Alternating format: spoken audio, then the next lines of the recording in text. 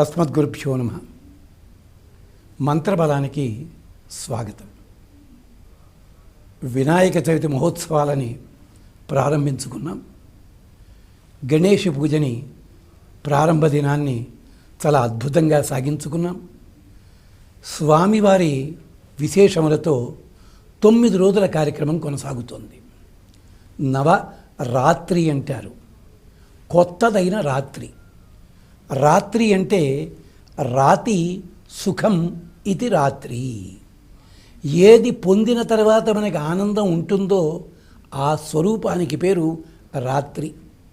చిత్ర విచిత్రములైన ఆనందములు ఉంటాయి కనుక దాని పేరు చిత్రావసు.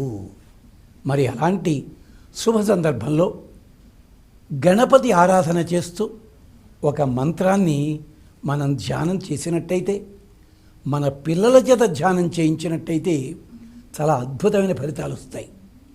ఇది నారద పురాణం చెప్పిన మంత్రము. ఏమిటది? స్వామికి పేర్లలో ఏకదంత అని ఒక పేరు ఉంది కదా, అదిగో ఆ దాన్ని ఆధారముగా చేసుకున్న మంత్రం ఇది. ఓం ఏకదంతాయ నమః. దయచేసి గుర్తుపెట్టుకోండి, ఏకదంతాయ నమః అని మాత్రం చదవకండి. ఓం ఏకదంతాయ నమః. లేదు, ఇంకో పద్ధతి కూడా ఉంది. ఓం నమో ఏకదంతాయ. ఈ పద్ధతి కూడా సాధన చేసే పెద్దలు ఉన్నారు. ఏమిటి ఏకదంతుడు అని చెప్పడంలో అంతరార్థము? మహాకవులంతా చమత్కరించారు, ఒక్కటే దంతం వినాయకుడికి దేనికి అని. పురాణ గాథలు ఉన్నాయి, అవన్నీ అట్టే పెట్టండి. మంత్రబలానికి సంబంధించిన విశేషాలు మాట్లాడుకుందాం. ఈ ఏకదంతుడు అని మనం చెప్పుకునే గణపతికి ఒక ప్రత్యేకమైన రూపం ఉంటుంది. అలా అని చెప్పి అలాంటి ప్రత్యేకమైన రూపం లేదే మా ఇంట్లో అని కంగారు పడకండి. తంత్రశాస్త్రానికి సంబంధించి విశేషం చెప్తున్నాం.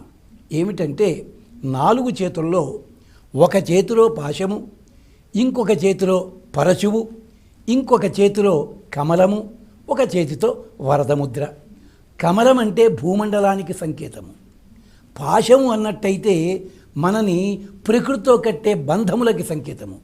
పరశువు మన అజ్ఞానాన్ని తొలగించే ఆయుధమది.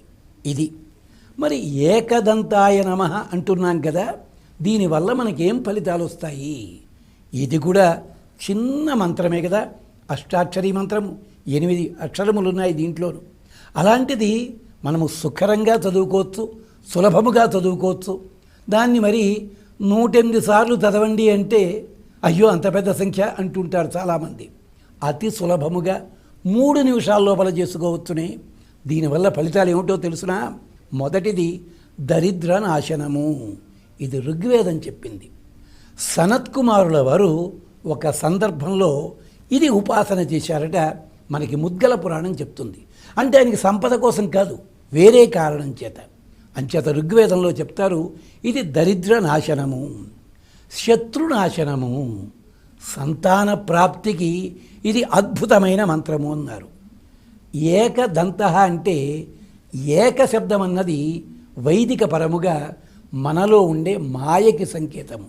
అంటే నిర్లక్ష్యంతో ఆలోచిస్తామే, అలాంటి మాయాబుద్ధికి. దంతమన్న శబ్దం దేనికి సంకేతము? దాన్ని తొలగించేది. అంటే ఏకదంతుడు అని మనం ఆరాధన చేశామంటే మనలో మాయ తొలగుతుంది, స్థిరమైన బుద్ధి కలుగుతుంది. మరొక్కటి తెలుసునా? ఇప్పుడు అలవాటు లేదు కానీ పాతకాలంలో ఎదిగే పిల్లలకి దంతములు వస్తున్నప్పుడు వాళ్ళకి చిన్న చిన్న జబ్బులు వస్తూ ఉంటాయి, అంటే అజీర్తి ఇలాంటివి. అవన్నీ పోగొట్టడానికి ఇంట్లో ఉన్న పెద్దలు ఓం ఏకదంతాయ నమః అంటూ ఆ దంతములకి సంబంధించి వాళ్ళకి రుగ్మతలు కలగకుండా ఉండడానికి అది చదువుతూ ఉండేవారు. ఇది విశేషం. ఇది అంటే ఆరోగ్యము, ఐశ్వర్యము, శత్రునాశనము, స్థిర బుద్ధి కలగడమే కాదు, ఏకాగ్రత పెరుగుతుంది. కారణం ఏమిటి? ఆయన ఏకదంతుడు కావడానికి వ్యాసభారత రచన కూడా ఓ కారణమని మన గాథ ఉంది కదా. ఇన్ని ప్రయోజనాలు ఉంటాయి.